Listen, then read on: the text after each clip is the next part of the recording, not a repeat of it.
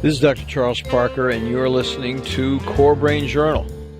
It's the place where I connect both fresh discoveries and interesting different perspectives from advanced mind science with the realities of real people and everyday life down on Main Street.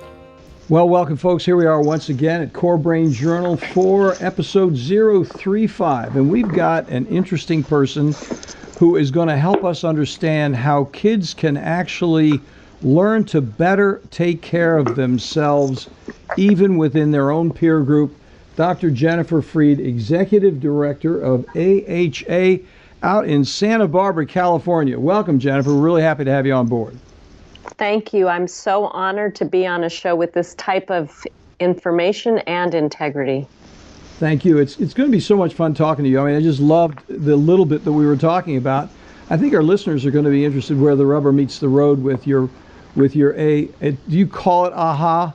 Yes, we coined AHA before Oprah put her AHA moment into her magazine. So AHA was actually the name given by a student for the experience they had of waking up to their best self, which is AHA. I get it now. Love it. Love it. And so then it became an acronym for?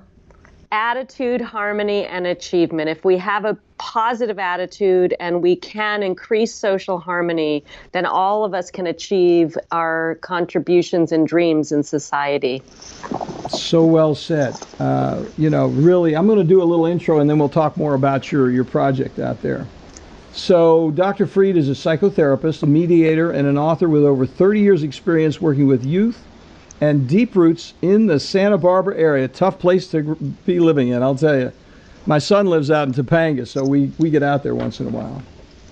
Well, we are beyond blessed with one of the most naturally beautiful places in the country. But what a lot of people don't know is that the gap in terms of income is as severe as you can get in this town between this extraordinarily wealthy and the very, very poor.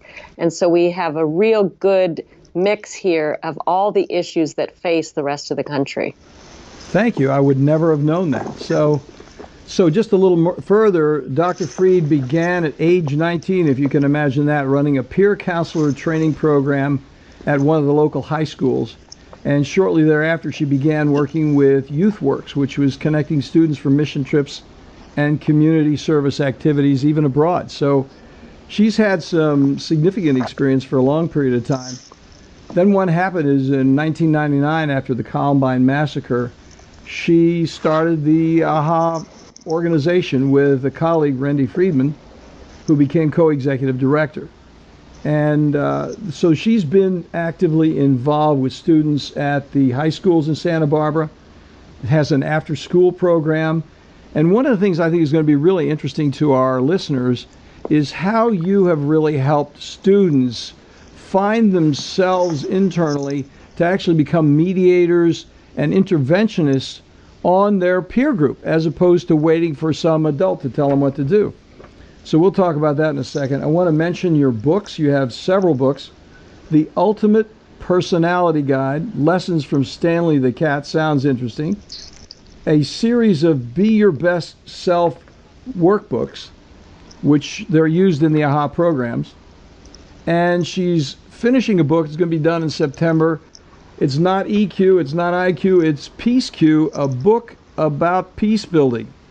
A book on women's sexual wisdom, and another book about celebrating and transforming negative thoughts. Bad Thoughts Gremlins is the name of that book. So she is a busy writer out there in Santa Barbara. Thanks so much for telling us about all those. So, Jennifer, what would you say would be the biggest challenge you had as you were facing the concept? You had the experience as a young woman. What was the big challenge that you had in moving it forward to actually develop the group that you currently have?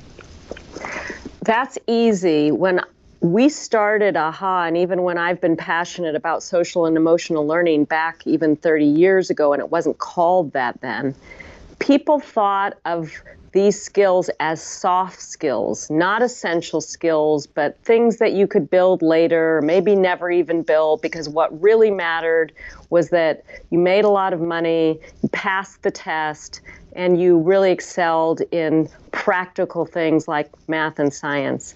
Well, now, luckily, due to incredibly rigorous research and meta-studies, we know that social and emotional learning is fundamental, not just to people's sense of happiness and fulfillment, but also how well they actually do in life.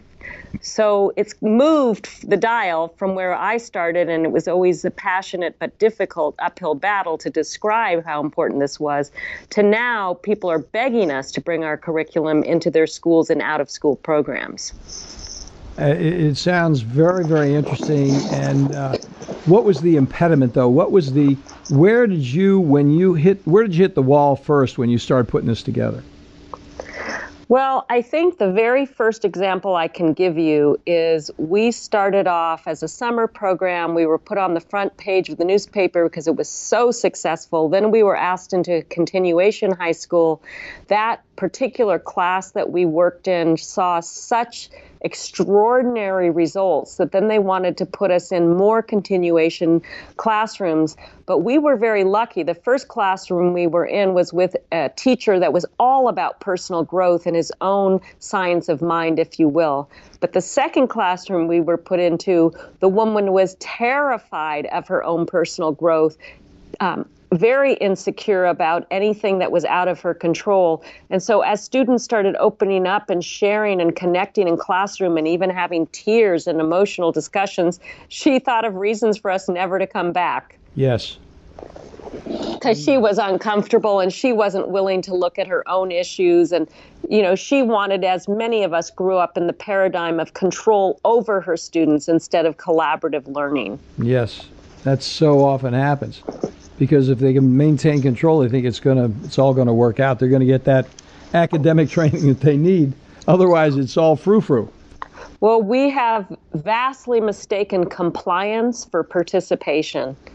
And it's a really big difference. People are not participating when they're just following rules and putting their heads down and pretending that they're in accord with what's going on. Participation is really an exchange of ideas, and it's an emotional attunement.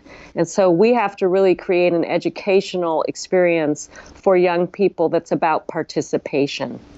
That is so much what's going on in medicine as well, interestingly enough, because we see that happen all the time with patients. I mean, I'm taking the subject back over to myself for a moment, but I mean, it really is a life practice. If people are respected for where they are and actually become a part of the solution as opposed to being driven to the solution, they overcome that passivity. They become more actively involved in self-regulation, self-management.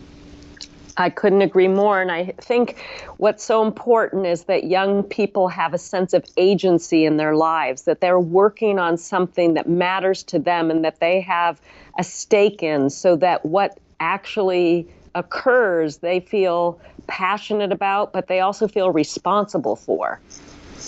So true. Let's take a moment to take an example, if we can. I'm thinking about Columbine. First of all, did you find anyone in the course of your work with the students that really needed some specific acute attention and that perhaps a student unearthed, and what did you do about it? We've had so many cases of that, but I'll bring up one in particular. I went in to do a presentation to a school of special needs young people, which at that point was just anybody that had behavioral problems. And there was a boy in that classroom during the presentation, and I hope your listeners won't be offended, that stopped me in the middle of what I was saying and said, "I hate you Jews. I want to kill you. I'm going to get the gays. I'm going to he just went off." And, most people would just shut him down and kick him out of the classroom. But I said, hey, you have a lot of anger, and I know that anger comes from real injury and hurt. So why don't we all take a moment and listen to where you got this kind of rage toward Jewish people, toward gay people. Let's just take a moment and really hear from you about where that started. And nobody'd ever asked the boy, of course. So he then started describing bullying incidences he had had when he was younger, and he attributed it to people that were different than he was, and he had, learned this behavior of being dominant and aggressive as a way to ward off his own vulnerability. And here's what happened. Believe it or not, that was just a presentation about, come to our out-of-school program if you want to. It's all voluntary. Well, 3 weeks later, that boy walked into my out-of-school program and said, I want to be here.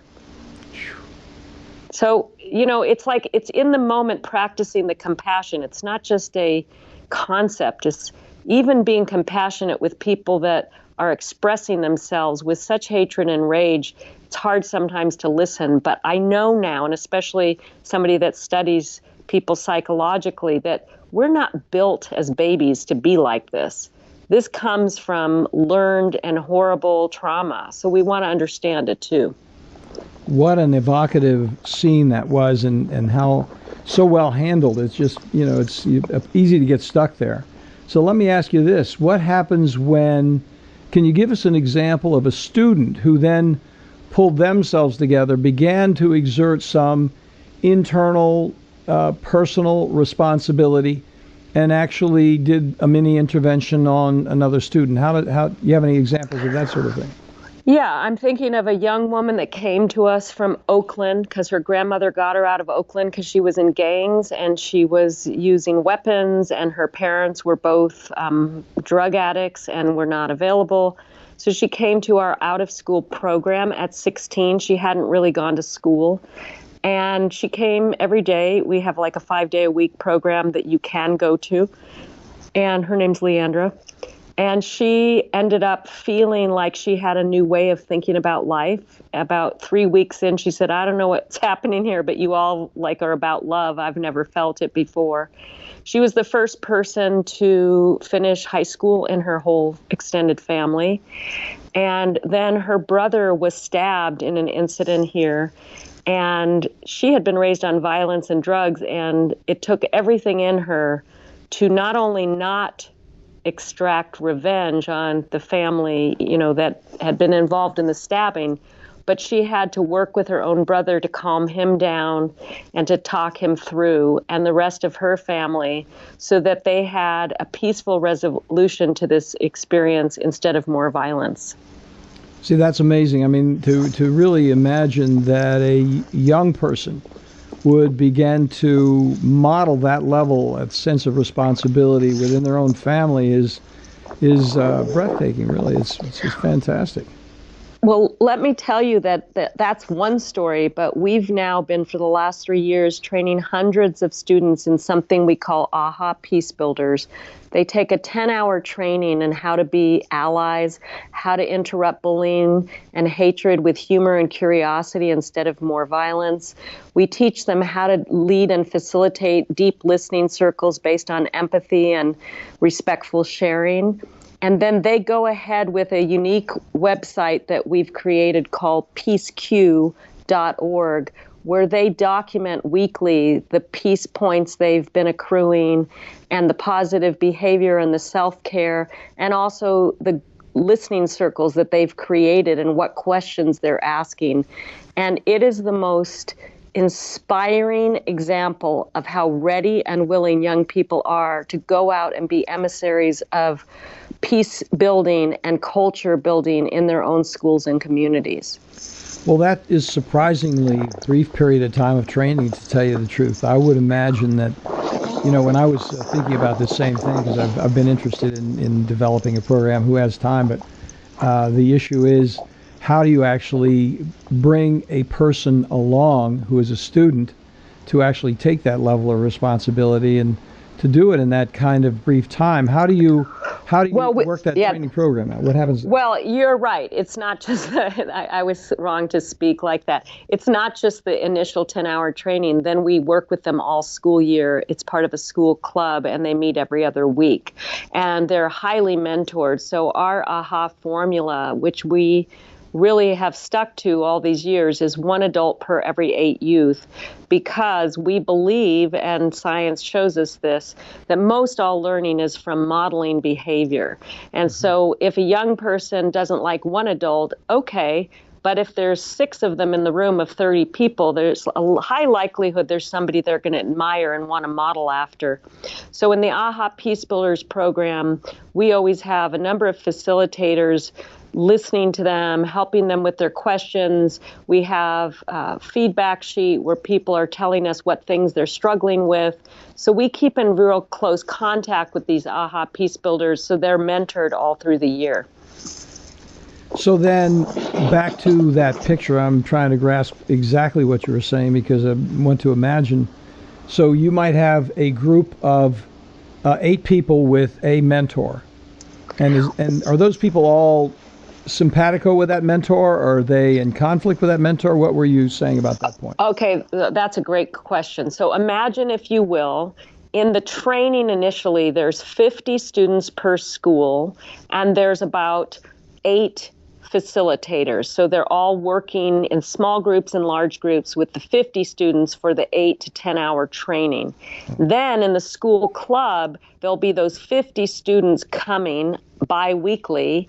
And in that club meeting, there'll be those same 8 facilitators who are working with the students as they're asking their questions and going through their skill practices. So these are positive mentors. These are not disciplinarian. These are people working alongside the youth to develop their AHA peace building skills. So then do you do role modeling then?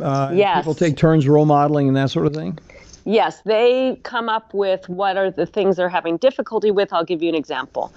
In the first year of the AHA Peace Builders, the things the youth were running into the most is being teased and harassed by teachers for wearing their AHA Peace Builder t-shirt, or they were being made fun of, interestingly, from the adults. So they came in and they would tell the mentors, the students are really into this, but the teachers in some of our classrooms are making fun of us, or they're telling us we can't wear our AHA Peace Builder t-shirt. Yeah. And so then the whole group would brainstorm what are good strategies that are peaceful and enjoining to the teachers so that we can get them more participating in this whole program instead of feeling threatened by it. And everybody would join together to think of solutions and problem solving instead of it being like an adult telling the teen what to do, because that doesn't really work. Well, that is so interesting. Then, do you have this program in other parts of the country? I mean, is it a program that somebody from Norfolk, Virginia, could do with your program? Well, it is replicable, although I will say, and I'm sure you're like this too, any good science-minded person, this is our 3rd full year of doing it, and we have had to iron out a lot of kinks. It's at the place now where we have a lot of curriculum, a lot of research, we have expert trainers. We could transfer it to other locales, but what we've decided is people have to really want to do this on their own, and we'll bring technical assistance because we don't presume to know the demographics or the culture of other locales. Right. People have to do this as an inside job. So where we're at now is we were called to Michigan to do a keynote speaking there on what we're doing. And we've been asked to consult in Cleveland.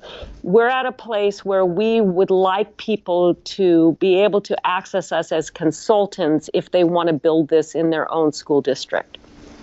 Yeah, that sounds interesting. I mean, it's almost like you have a weekend with adults who want to do it and then take some responsibility for it once they've, because a person who wants to do it is going to be intuitively in tune with what you want to do in the first place. And then they'll be able to share that experience. It sounds very, very interesting because so many schools could use it. You think about what happens, because who's going to intervene on another student better than a student? I mean, to me, it's... Yeah, like we have examples all the time. What we know now is it's the bystanders who are the most important people in stopping bullying behavior. So, for example, in the AHA Peace Builders, we teach them the people that are most likely to be bullied are the people that are most marginalized, most isolated, or most vulnerable. So make sure you're always hanging out with them. If you see somebody alone at lunch, or if you see somebody struggling in the hallway, you go up and you hang out with them. Don't make a big play of it, but just do the kind thing, because then they're much less likely to feel that alone and draw that kind of bullying attention toward them. The other thing is, if somebody starts to say racist, sexist, homophobic remarks, which people often do, other people start laughing. We've trained the AHA Peace Builders just to say something as simple as, hey, that's not funny to me. Let's switch the subject to something more important or positive. Something like that, like nothing really heavy, nothing really sanctioning, because we don't want to rob people of having fun and teasing, and we don't want to get into this whole paranoid culture of every political correct word, but we do want people to be aware that words have impact. Boy, it's amazing, because just that little subtle intentionality could change the whole moment for so many people. It's a very interesting example. My own thought was I started getting too deep into it. I think the way you're talking about it sounds like it's deep, but it's actually much more operational than the way I was originally thinking about it. Because I was thinking about teaching and having a peer development for mediation, and actually having peers trained to be mediators, and actually then sit down with them and have one person talk to another person, with a peer managing that dialogue. So that you're not far off. They actually have a robust program of doing that in Colorado. I have a colleague that you might want to interview one time, and she's in Colorado. She's the head of restorative approaches in Colorado. There's a whole movement now with restorative approaches in the schools. And in her case, she's actually empowered students to do the mediation and the restorative practice. And in our case, we do train the AHA Peace Builders to sit in what's called restorative circles and help facilitate. Although they're not the primary facilitator, that's still an adult. But what my friend Deb has said is that in Colorado, if youth get enough training, they can run these circles themselves. And I believe that's true. Yeah, I think it's possible. I think it's deep, and it's a much more difficult, I would imagine, to manage and evolve that dialogue. Then, you have such a very simple, basic, hey, this intervention can happen anywhere. Not only can it, it does. And as you know, most of the unkindness in life is set on the fly, and it would be easily interrupted if people pivoted and just helped turn the conversation to something else. So we really also talk about negative gossip and rumors. Like, what is the right thing to do when people are starting to get really hot and excited about talking smack about somebody else, is just to say, hey, that doesn't feel that good to me. Let's think about something positive, talk about somebody that we really admire. Just change the direction of the conversation. Very interesting. Absolutely interesting. Give us an example, if you will. I just love your examples that you gave. Do you have another one where someone was troubled and was not handling themselves well, and a student intervention occurred that was successful? Sure. Well, for example, on campus, there was a period of time, as there often is, when the young people were going out and getting very, very drunk at parties. And young men, it's very pertinent today actually, were taking advantage of certain girls that were really, really drunk.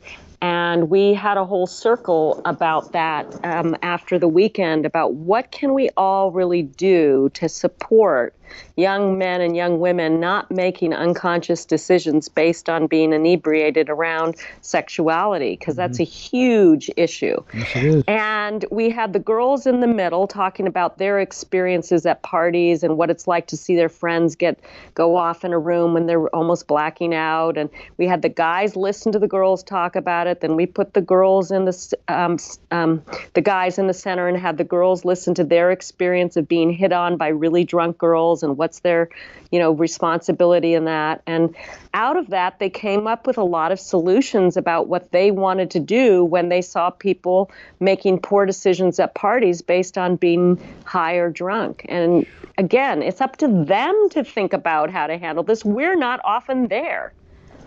Yeah, that it's really really amazing. So, do you in your books tell us a little bit about your books? One of your books have a program for this. It looks like the Be Your Best Self workbooks.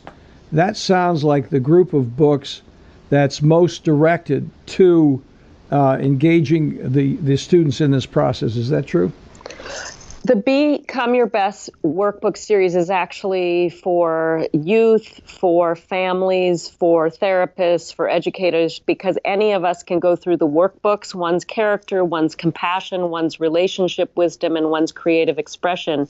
And I designed them with my co-author, Amanda Lake, so that you could really go through a process of taking an initial test, how am I doing on my character development or my compassionate development, and then going through the workbook.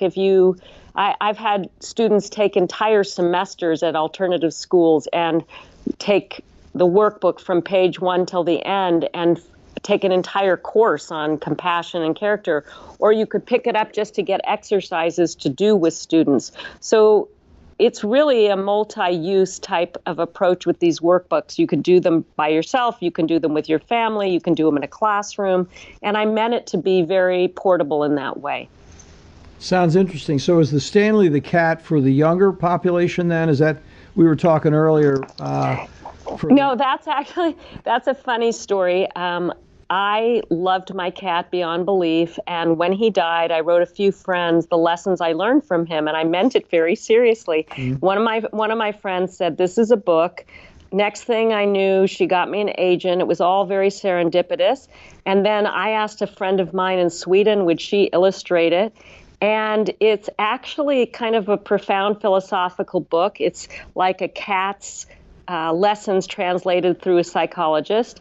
And it's not for children, actually, because there's some things around sexuality or sex. Mm-hmm. But it's really doing well on Amazon because there's nothing quite like it. And my friends say they just pick it up and read it, every so often to remind themselves of what they really want to pay attention to in life. It's much more a quality of life type book. Dr. Jennifer Freed, we are going to have links to every single one of your books.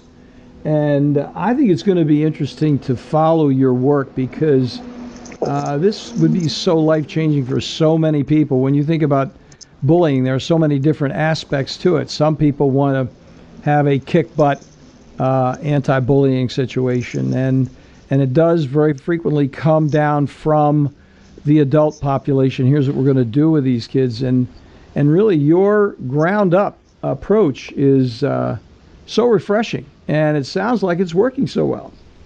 It is working, and there was just a report, and I'm sorry I'm forgetting the source of it, but somebody very important just put out a report that said they now know that the no tolerance and the just say no and the heavy punitive programs are not decreasing bullying behavior, that it is only the peer-led programs and the social and emotional programs that are seeing real headway, and we're one of those initiatives. There's other great ones around the country, but it's just common sense. If you want to stop bullying behavior, it probably isn't the best idea to hate the bully because it just really creates more problems. Yeah, right. It just perpetuates the whole situation, doesn't it? It's amazing. It really does.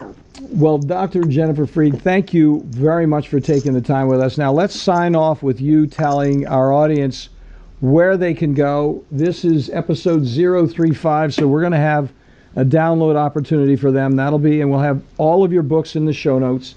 So where could they go to connect with you? I have a website, jenniferfreed.com, spelled just like my name.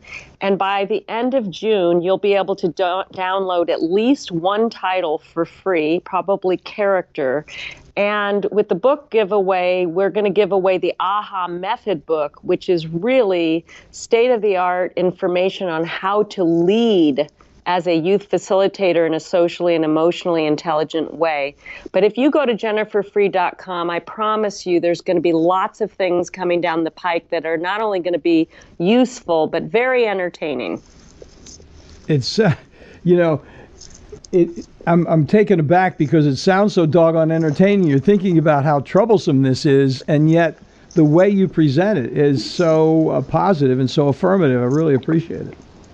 And I will tell you, in case anybody's involved with youth programs, at AHA, everybody we hire has this positive attitude like me and loves their work and thinks of it as a calling. So we don't have youth being dragged to our programs. We are turning youth away all the time because they want to be where there is not just great learning, but real positive, joyful attitude. And that's what is one of the hallmarks of AHA. Well, thank you so much. What a great close. I mean, I can see everybody rushing right over to your website right now because the curiosity is there. I'm going to be over there myself. I really appreciate it. Had the other website on your list here, but that one's going to be one we need to drive over and see what's going on. Well, thank you so much for this opportunity, because what I'm most excited about is just having the world have more of a way to participate in something that is really positive and possible. Beautiful vision. Thank you so much. Okay, take care. You too. Thanks for listening to Core Brain Journal. We're working every day behind the scenes to bring you reports that connect research benches with those street trenches. Here we share the complexity of mind science because, as you know, details really do matter. One of the most pervasive, misunderstood challenges is how commonplace medications, like those written for ADHD, are used so regularly without clear guidelines. If you think you'd like more specifics, take a minute to download my 2-page PDF packed with video links and references on the absolute essentials of how to start ADHD medications. They're easily available at corebrainjournal.com/start. Thanks for listening. Do connect and stay tuned. Together we can make a difference.